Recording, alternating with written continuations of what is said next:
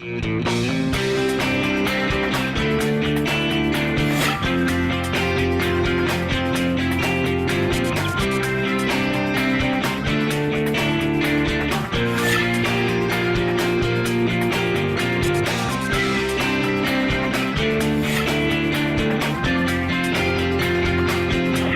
I'm Kristen Oaks-White. And I'm Avery Davidson. Thank you for joining us for This Week in Louisiana Agriculture, the only TV show bringing Louisiana farmers and consumers together every week. If you've watched over the last few weeks, chances are you already know that September is National Rice Month. It's a month where many rice farmers are finishing up harvest of their first crop and gearing up for the ratoon or second crop. This week, TWILA's Karl Wiggers introduces us to one of those rice farmers in Evangeline Parish who is beginning to flood some crawfish ponds as he prepares for the next season of his Louisiana Farm Life.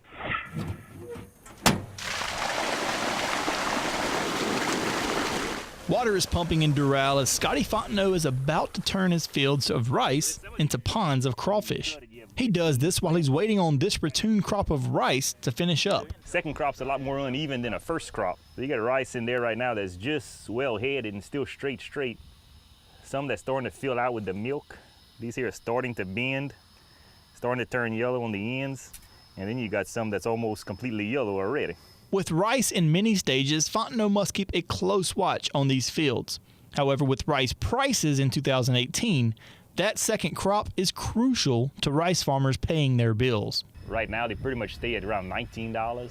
And with the PLC, around the $22, $23 range, we know it's not going to go any higher than that. Fontenot says those prices mean that he has to do more with the land that he has to make ends meet. You need the extra income to keep going year round.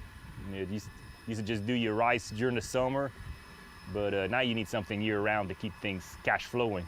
As hard as that makes Fontenot's job in September, harvesting rice and soybeans between almost daily rain showers, he says that challenge is a part of farming that he likes. It's a challenge. Sometimes I don't know if we like the challenge or not. We worry about the rice when it's time, and then we worry about the soybeans when it's time, and then next we're looking toward the crawfish again. Fontenot says that's a small price to pay to pass this farm on to the next generation. They talk about sustainable agriculture. If we want to keep our farm going, we've got to be able to pass it on to the next generation, and I guess that would be the reward, is passing it on to the next generation and see it go for another 30 years or 70 years. Fontenot farms around 1,000 acres north of Eunice. He has around 300 acres of soybeans that are ready for harvest, only when he gets enough of a break in the almost daily rains. Spoke with him today, and he was able to cut one field of soybeans yesterday.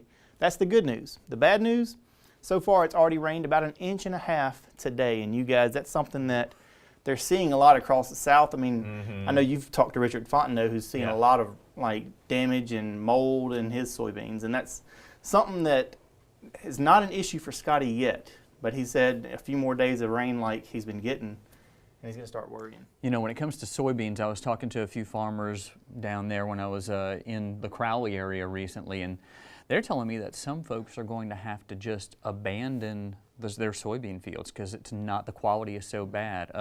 Neil Melancon is going to be heading out there next week to tell us a little bit about that. But I mean, Richard Fontenot sent me a picture of his soybeans, and when I tell you it looked like it was a science project because of all the mold growing on what he harvested, it was pretty bad. Yeah. What's Landon's looking like right now? I was about to say, find some wood to knock on because they've got about 1,000 acres left to harvest, and it started raining on Saturday, and it really hadn't stopped, and it doesn't look like it's going to stop for a few days. I think I saw him cutting some yesterday, and I saw he posted some pictures with you can see the clouds in the distance, but well, no, they weren't cutting them yesterday. They were moving them. Oh, okay. They're moving some out of bins because the prices are so terrible right now that they're storing a lot of them to wait until in the spring, hoping for some better prices. Yeah. So the story's the same, whether it's South Louisiana. I think if you've got a crop in the ground right now, a lot of people are getting delayed by the rain. Yeah. So.